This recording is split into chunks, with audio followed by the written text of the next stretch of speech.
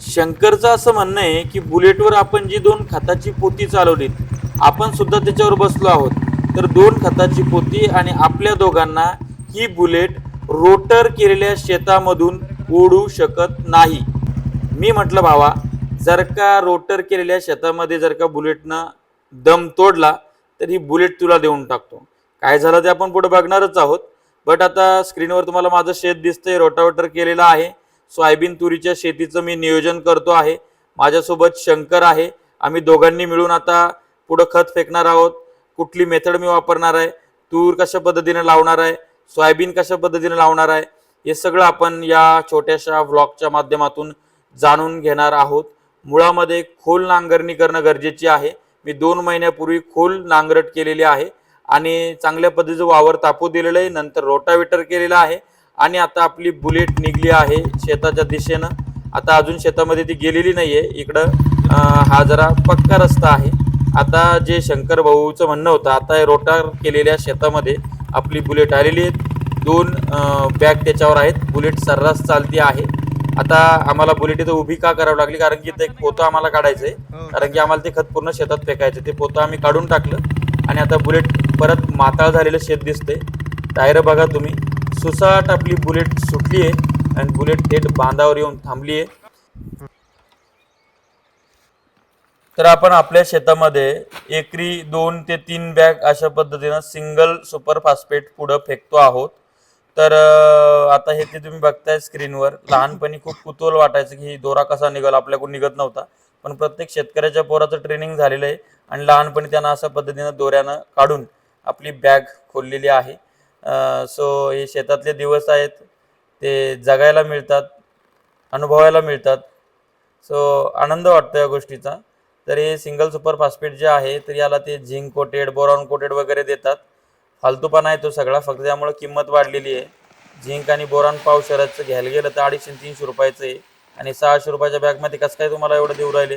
प्रमाणही अतिशय कमी आहे, फालतू किंमत वाढून ठेवली आहे. तर हे सरकारनं बंद करायला पाहिजे असे धंदे. एक चॉईस द्यायला पाहिजे शेतकऱ्याला की कोरं त्यानं घेतलं पाहिजे. तर अशा पद्धतीने एकरी 2 बॅग मी आणि आमचे शंकर भाऊ आम्ही दोघांनी मिळून हे फेकतोय. आम्ही आमच्याच कामाच्या धुंदीत असताना, खत फेकत असताना अचानक आम्हाला दर्शन होतं ते सखूबाईचं.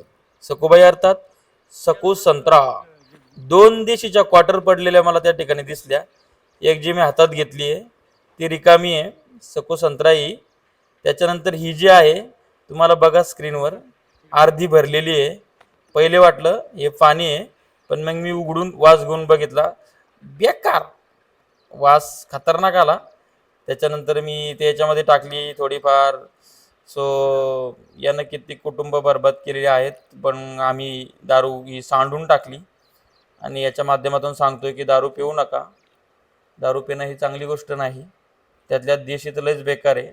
पुण्यामध्ये आपण बघतोय 19 लोकांचा मृत्यू झाला या गावठी दारूमुळं.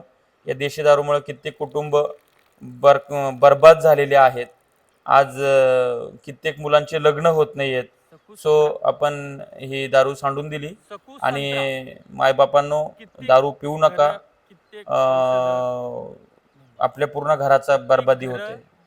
मी याची देही, याची डोळा, या सगळ्या गोष्टी अनुभवल्या म्हणून तुम्हाला सांगतोय. आणि त्यानंतर आपण मोर्चा वळवला तो आपल्या ट्रॅक्टरकडं. शंतनू भाऊ सुंदर असे बेड काढत आहेत. तुम्ही बघताय स्क्रीनवर. आमचं खत फेकून झाल्यानंतर आम्ही बेड काढतोय. आता मी बेड का काढतोय याचे प्रामुख्यानं काही कारणं आहेत. एक म्हणजे यावर्षी बरसात कमी सांगितलेली आहे, अल्निनोचं संकट आहे.